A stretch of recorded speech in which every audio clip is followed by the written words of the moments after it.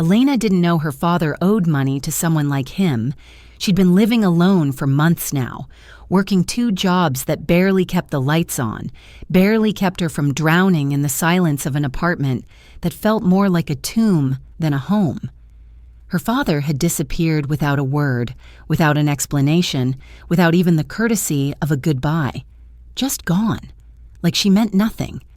Like all those years of trying to be enough for him had amounted to absolutely nothing at all. She hated him for it. Hated him with a burning, acidic rage that kept her awake at night, that made her hands shake when she thought about him too long. She'd built walls so high around herself that no one could reach her anymore. Not her coworkers who tried to make small talk, not the neighbor who smiled at her in the hallway, not anyone. She was alone, and she'd convinced herself that was exactly how she wanted it. Safer that way, easier. No one could hurt her if she didn't let them in. No one could abandon her if she never let them close enough to matter. Tonight, she was doing laundry in her tiny apartment, the machine humming loudly in the cramped space that doubled as her kitchen and laundry room. She was exhausted, her body aching from a double shift at the diner and then 4 hours stocking shelves at the convenience store. Her mind was numb from the monotony of surviving, from the endless cycle of work and sleep and work again. She reached into the machine to pull out a tangled sheet, and somehow, impossibly, her arm got stuck. Wedged between the drum and the metal edge, her wrist twisted at an angle that sent a sharp jolt of pain up her arm. She tried to pull it free, yanking hard, but it only made it worse. The pain intensified. Panic started to creep in, cold and suffocating, her breath coming faster, her heart hammering against her ribs. She heard footsteps, heavy, slow, deliberate. Her entire body froze. She wasn't expecting anyone. She never had visitors. The door to her apartment was locked. She was sure of it. She always locked it. Always checked, twice. But the footsteps kept coming, closer and closer until they stopped right outside her door. She heard the lock click. The sound made her blood run cold. The door swung open, smooth and quiet, like whoever was on the other side had done this 1,000 times before, and a man walked in, tall, expensive suit that probably cost more than 3 months of her rent. Cold eyes that seemed to see right through her, past her skin, past her bones, straight into the broken parts of herself she tried so hard to hide. He didn't ask if she needed help. He didn't ask anything at all. He just stood there in her doorway, filling the space with his presence, staring at her like she was a puzzle he was trying to solve, like she was something he'd been looking for and had finally found. She couldn't move, couldn't breathe, couldn't do anything but stare back at him, her mind screaming at her to run, to scream, to do something, but her body refused to cooperate. "You're Elena," he said. Not a question, a statement. Like he already knew everything about her, like he'd been watching her, studying her, learning her routines and her habits, and the exact moments when she was most vulnerable. "Who are you?" she whispered, her voice barely audible over the pounding of her own heartbeat, over the sound of the washing machine still humming in the background like nothing was wrong, like her entire world wasn't tilting sideways. He didn't answer. He walked over to her, his movement smooth and controlled, predatory in a way that made every instinct in her body scream danger. And without a word, without even a change in his expression, he reached down and pulled her arm free from the machine. Just like that, effortless. She stumbled back, clutching her wrist, her eyes wide with fear and confusion. He straightened, adjusting the cuffs of his suit with careful precision, and looked at her with that same unreadable expression. "Your father owes me," he finally said. His voice was calm, too calm, like he was discussing the weather, not her entire life falling apart, like this was just another Tuesday for him. And now, so do you. His name was Dante. She learned that much over the next few minutes as he stood in her apartment, invading her space, her life, her mind. He was a Mafia boss. He said it so casually, like it was just another job, just another title. Your father borrowed money from him. A lot of money. Money he'd promised to pay back with interest. And then he disappeared, leaving her to deal with the consequences, leaving her to pay a debt she didn't even know existed, leaving her alone, just like he always did. She told him she didn't have any money. She told him she couldn't pay him. Her voice was shaking, trembling with a mixture of fear and anger and something else she couldn't quite name. She told him to leave, demanded it, but the words came out weak and powerless. But he didn't move. He just kept looking at her, and there was something in his gaze that made her feel exposed, vulnerable. Like he could see every wall she'd built, every scar she'd hidden, every piece of herself she'd tried to keep locked away. Like he knew exactly what she was running from, and he found it fascinating. "You'll work for me," he said, and it wasn't a suggestion. It wasn't a request. It was a command, cold and absolute. "Until the debt is paid." She refused. Of course she refused. She fought back with the only weapon she had left, her voice. She screamed at him to get out, to leave her alone, to go find her father and leave her out of it. This wasn't her debt. This wasn't her responsibility. She didn't ask for any of this. But he didn't flinch. He didn't react at all. He just stood there, watching her with those cold, calculating eyes, and it made her feel small, powerless, insignificant. She hated it. She hated him. She hated her father for putting her in this position. She hated herself for being too weak to do anything about it. But Dante didn't leave. Instead, he told her he'd be back tomorrow, his tone making it clear that this wasn't up for debate, and then he walked out. Just like that. Leaving her standing in her apartment, shaking and terrified and so angry. Angry at him for invading her life. Angry at her father for abandoning her. Angry at the universe for being so relentlessly cruel. He showed up the next day, and the day after that, and the day after that, at her apartment when she woke up, leaning against the wall across from her building, like he'd been waiting there all night. At her job at the diner, sitting in a corner booth with a cup of coffee he never drank, just watching her serve tables and smile at customers and pretend everything was fine.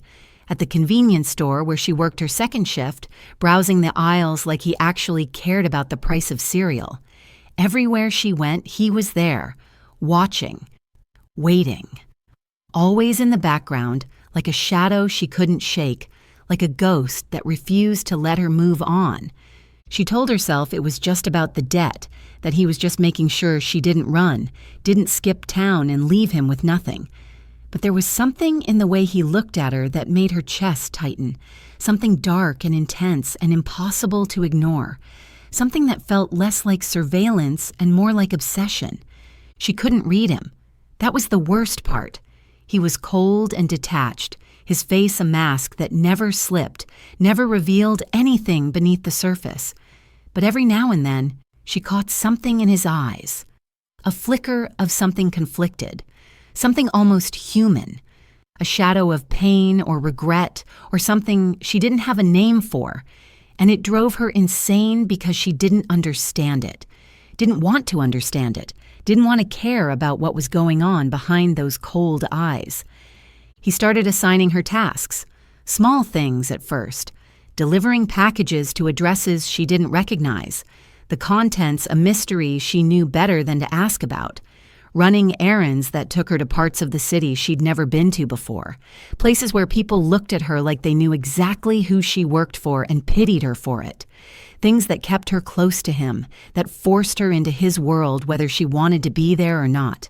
She resented every second of it, resented the way he controlled her life, the way he made decisions for her without asking, without caring what she thought or felt, resented the way he looked at her like she was his property, like she belonged to him simply because her father had been too much of a coward to face his own mistakes.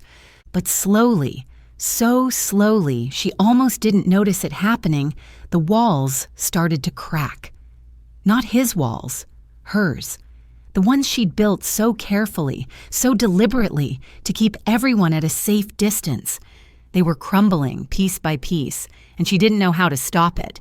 He didn't talk much, but when he did, his words cut deep. He saw through her anger, through her bitterness, through the armor she wore to keep the world out. He saw the scared girl underneath, the one who'd been abandoned too many times to count, the one who was terrified of caring about anyone ever again because she knew how badly it would hurt when they left.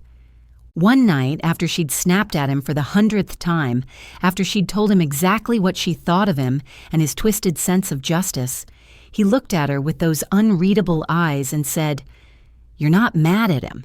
You're mad at yourself for still caring." She wanted to scream at him, wanted to tell him he didn't know anything about her, that he had no right to talk about her father or her feelings or anything else in her pathetic life. But she couldn't. The words died in her throat because he was right. He was absolutely right, and she hated that he knew her so well, hated that he could see the parts of herself she tried so hard to hide, hated that after only a few weeks, he understood her better than people who'd known her for years. She started to notice things about him too, small things at first. The way he tensed when someone got too close to him, like he was always prepared for an attack, always ready to defend himself. The way he never really smiled, just offered this slight curve of his lips that never reached his eyes, that felt more like a reflex than an actual expression of happiness. The way he looked at her sometimes when he thought she wasn't paying attention, like he was fighting something inside himself, like he wanted to say something but couldn't, like he was holding back something important and it was killing him to keep it buried. She told herself she didn't care, that she was just observing him because she had to, because she needed to figure out how to get away from him, how to escape this nightmare and get her life back. But deep down, in a place she didn't want to acknowledge, she knew it was more than that. She was curious about him, about the man beneath the cold exterior, about what had made him this way. What had turned him into someone who could walk into a stranger's apartment and claim ownership over her life without a second thought? What kind of pain had shaped him into this? One night, he took her to one of his meetings. She didn't want to go, tried to refuse, but he didn't give her a choice. He just looked at her and said, "You're coming." And that was the end of the discussion. She sat in the corner of a dimly lit room that smelled like cigar smoke and expensive cologne, watching as he conducted business with men who looked just as dangerous as he did. Men with scars and tattoos and eyes that had seen things she couldn't imagine. She saw the way they respected him, feared him, the way they chose their words carefully around him, like one wrong syllable could cost them everything. The way he commanded the room with just his presence, with the weight of his reputation and the threat of his power. And she saw something else too, the way his jaw tightened when one of the men mentioned her father, the way his hands clenched into fists at his sides, the knuckles going white with the force of it, the way his eyes went dark, colder than she'd ever seen them, filled with a rage that made her breath catch.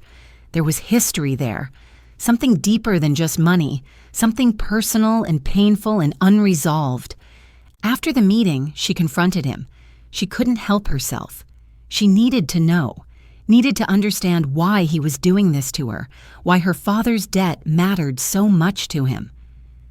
"What did my father do to you?" she asked, her voice trembling despite her best efforts to sound strong.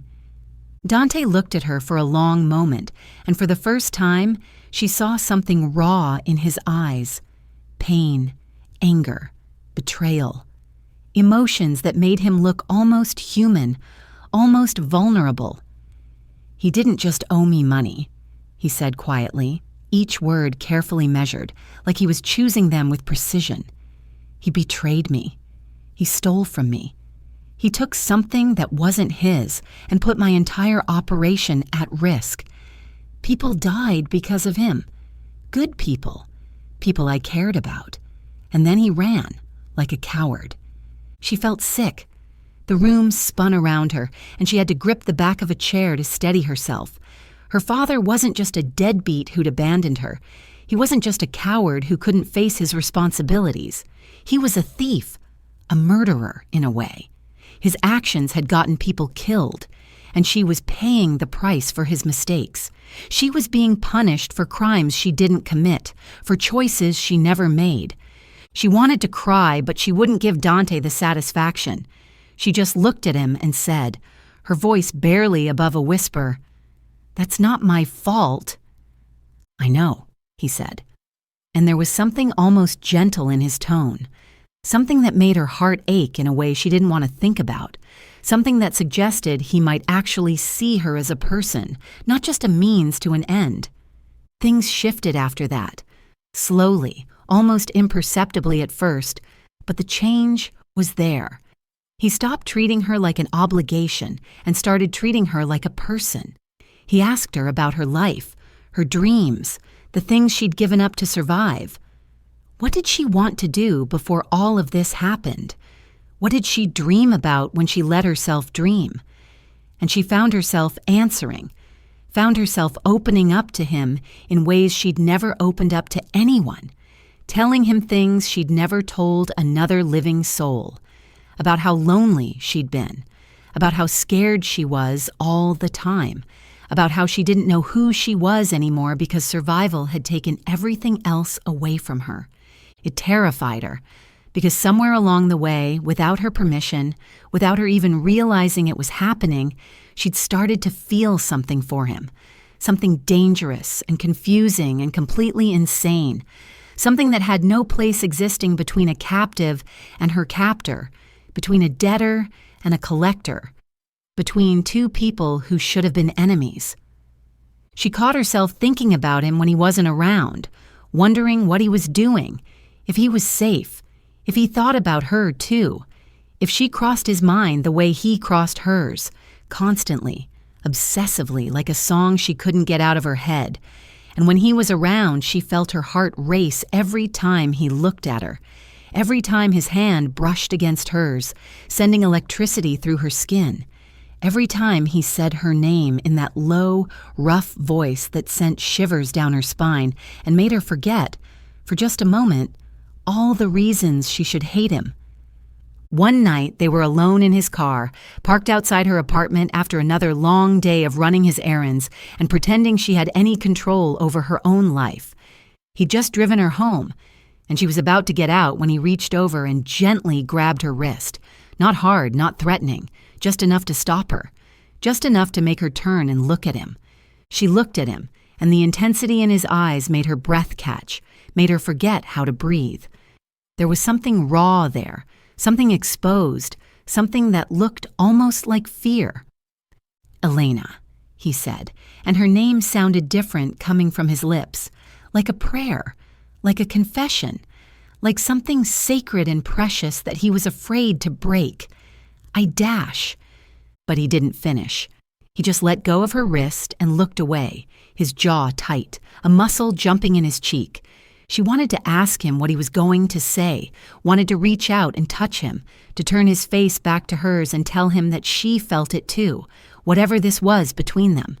This impossible, terrible, beautiful thing that was growing between them, despite all the reasons it shouldn't.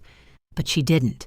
She just got out of the car and went inside, her heart pounding so hard she thought it might burst out of her chest, her hands shaking as she locked the door behind her. She couldn't sleep that night. She lay in bed, staring at the ceiling, replaying that moment over and over in her mind. The way he'd looked at her, the way his voice had cracked just a little when he said her name, the way his fingers had felt against her skin, warm and careful and so different from the cold, distant man he pretended to be. She was falling for him. She knew that now. Admitted it to herself in the darkness of her room, in the privacy of her own mind, and it scared her more than anything else ever had, more than her father leaving, more than Dante walking into her apartment that first night, more than the debt or the danger or any of it, because falling for him meant giving him the power to destroy her, and she didn't know if she could survive that. The next day, everything changed. She was at his office, a sleek, modern space that felt more like a corporate headquarters than a criminal enterprise, waiting for him to finish a phone call. She was sitting in the chair across from his desk, trying not to listen to his conversation but unable to help herself. And then she saw it.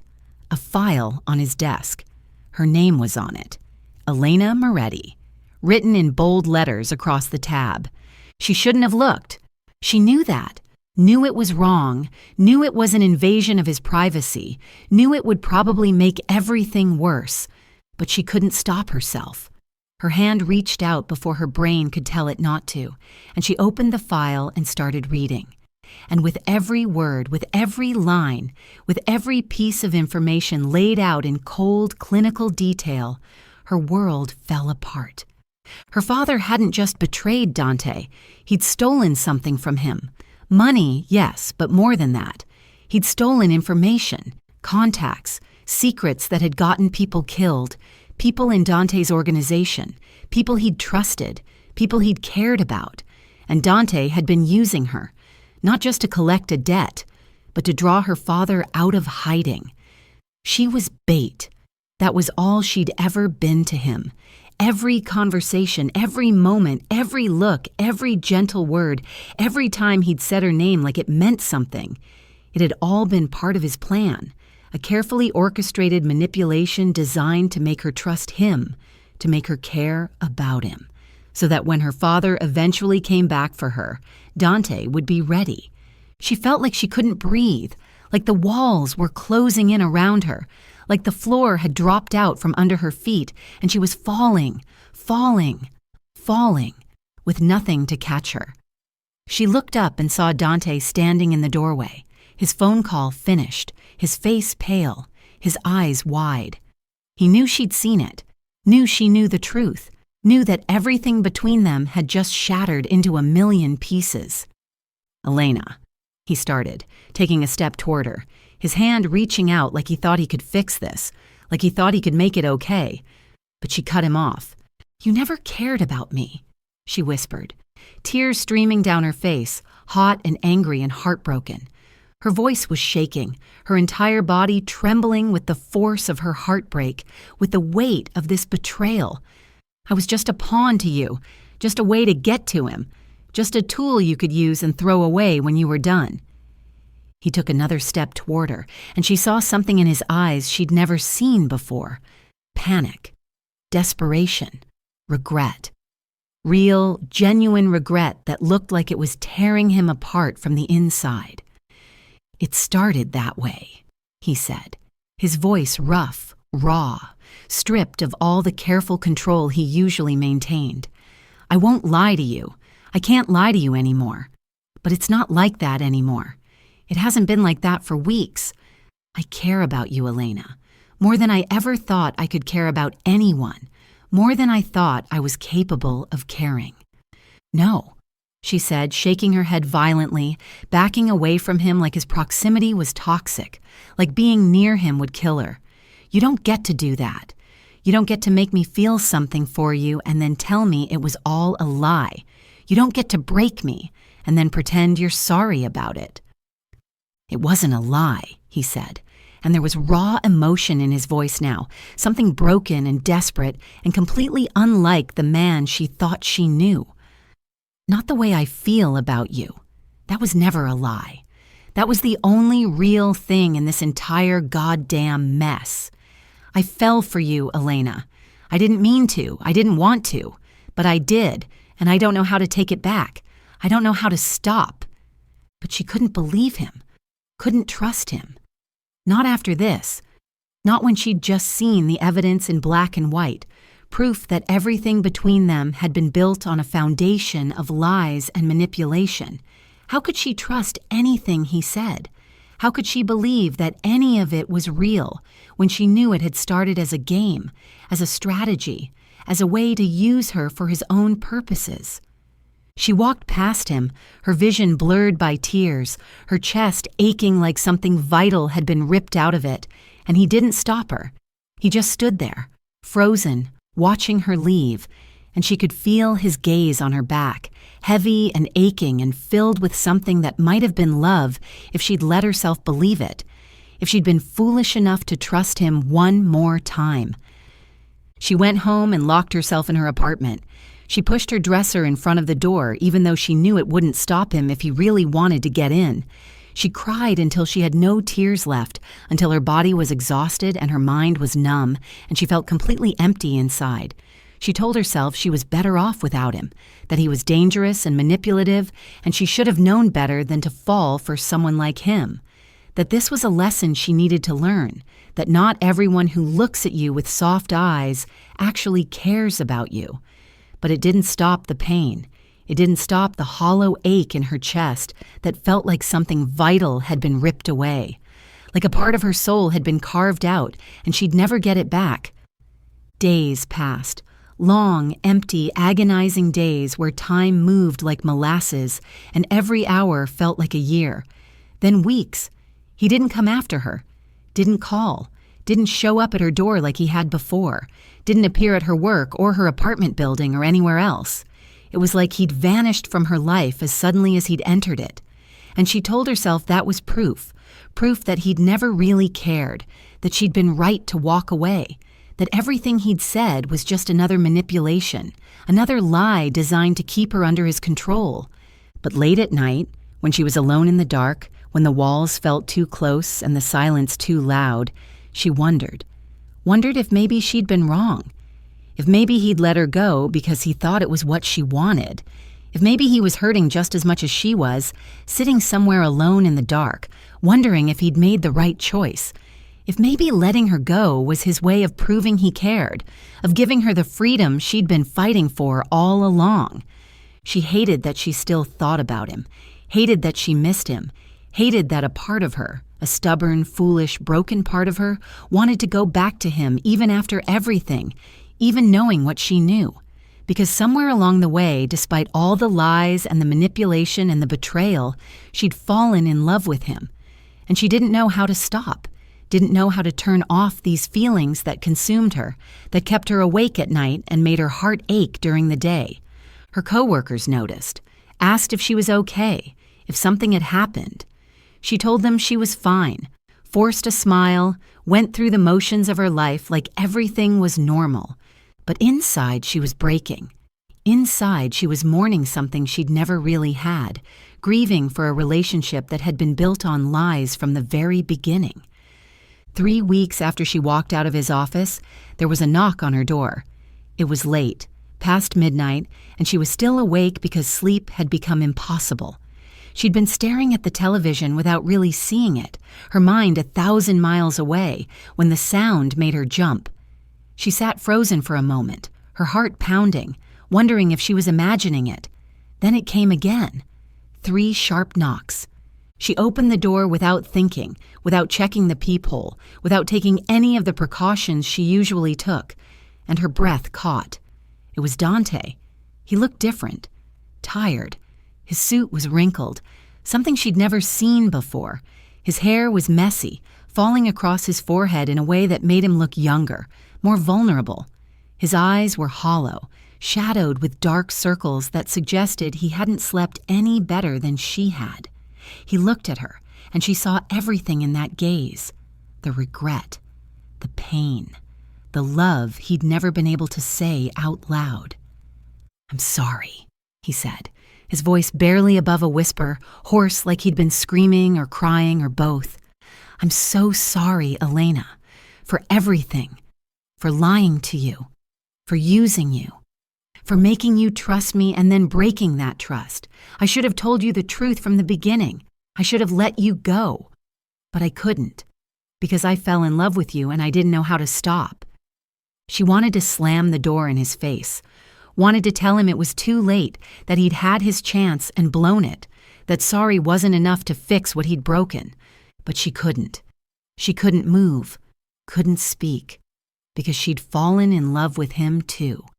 And even though it hurt, even though she didn't know if she could ever fully trust him again, she couldn't deny what she felt, couldn't pretend that seeing him standing there, broken and vulnerable and completely stripped of all his usual armor, didn't make her heart ache with something that felt dangerously close to hope. "I don't know if I can forgive you," she said, her voice breaking, tears already streaming down her face again. "I don't know if I can trust you. You hurt me. You used me. How do I know this isn't just another manipulation? How do I know you're not lying to me right now?" "You don't," he said simply, and the honesty in his voice was almost shocking. "You have no reason to trust me, no reason to believe anything I say, but I had to tell you. I had to let you know that you were never just a pawn to me. Maybe at first, maybe for the first few days, but not after. Not once I got to know you. You were everything. You still are everything. And I know I don't deserve another chance. I know I don't deserve your forgiveness, but I had to try. Because the thought of living the rest of my life without you, without even trying to make this right, was worse than any punishment I could imagine." He turned to leave, and she felt something crack inside her chest, something fundamental and irreparable. Before she could stop herself, before she could think about whether this was a good idea or a terrible mistake, she reached out and grabbed his hand. He froze, his entire body going rigid, and then slowly, carefully, like he was afraid she'd disappear if he moved too fast, he turned to look at her. "Stay," she whispered, and the word came out broken, desperate, barely audible. "Just stay." His eyes widened, and for a moment she saw pure, unfiltered hope flash across his face. Hope mixed with disbelief, like he couldn't quite believe she was giving him this chance. "Elena, I'm not saying I forgive you," she said quickly, needing him to understand. "I'm not saying everything is okay. It's not. I don't know if it ever will be. But I can't let you walk away, not without trying, not without seeing if there's something real here, underneath all the lies, because I fell in love with you too, and I hate it. I hate that I feel this way about someone who hurt me so badly, but I do." He stepped closer, and she could see the emotion in his eyes, raw and unguarded in a way she'd never seen before. "I'll spend the rest of my life earning your trust back," he said, his voice thick with emotion. "I'll prove to you that this is real, that what I feel for you is real, however long it takes." "It might take forever," she said, trying to smile through her tears. "Then I'll spend forever doing it," he replied, and there was such conviction in his voice that she almost believed him, almost let herself hope that maybe, just maybe, they could find a way through this. He reached up slowly, giving her plenty of time to pull away, and gently wiped the tears from her cheeks. The gesture was so tender, so careful, that it made her heart ache all over again. She leaned into his touch without thinking, and he pulled her into his arms, holding her like she was something precious and fragile and irreplaceable. They stood there in her doorway holding each other while the rest of the world faded away. It wasn't a happy ending. It wasn't even really an ending at all. It was messy and complicated, and there were still so many unresolved issues between them, so many questions that needed answers, so much hurt that needed healing. But it was a beginning, a second chance that neither of them probably deserved, but both of them desperately needed. She pulled back just enough to look up at him, and he looked down at her with such intensity that it made her breath catch. "What about my father?" she asked, because she needed to know. Needed to understand if this debt would hang over them forever, if his revenge would always come between them. Dante was quiet for a long moment, and she could see him wrestling with something internal, some battle between what he wanted and what he thought he needed. Finally, he said, "I don't care anymore. Let him go. Let him stay gone. All I care about is you. All I want is to be with you, if you'll let me. The debt is paid. You're free." "Free," she repeated, and the word felt strange on her tongue. She hadn't felt free in so long, hadn't felt like her life belonged to her, that she'd almost forgotten what it was supposed to feel like. "Free to leave," he clarified, his voice careful, measured. "Free to tell me to go to hell and never see me again. Free to choose for the first time since I walked into your life. So I'm asking you, Elena, what do you choose?" She looked at him, really looked at him, and saw all the things she'd been trying not to see for weeks. The pain he carried, the regret that weighed on him, the love he'd been too afraid to name, the man beneath the monster. And she made her choice. "I choose to try," she said softly. "I choose to see where this goes. I choose you even though it scares me, even though I don't know if this is the right decision, even though it might break me all over again." He closed his eyes, and she saw a single tear slip down his cheek. She'd never seen him cry before, hadn't even thought he was capable of it. He pulled her close again, burying his face in her hair, and she felt his body shake with the force of his relief. "I won't let you down," he whispered against her hair. "I swear to you, I won't." She didn't respond, just held him tighter, because words felt inadequate for this moment. Because sometimes love isn't about perfect timing or perfect trust. Sometimes it's about two broken people choosing each other, even when it hurts, even when it's messy and complicated and terrifying. They didn't have all the answers. They didn't know if they could make it work. They didn't know if love would be enough to overcome everything that stood between them. But they knew they had to try. Because the alternative, losing each other, walking away and spending the rest of their lives wondering what if, was something neither of them could bear. So they stood there in her doorway, holding each other as the night stretched on around them, two damaged souls trying to find healing in each other's arms, trying to build something real from the wreckage of lies and manipulation and unexpected love. And maybe that was enough. Maybe that was all anyone could ever really ask for. Not perfection, not certainty, just the courage to try, the willingness to risk being hurt again for the chance at something real, the hope that maybe, just maybe, love could be enough to save them both.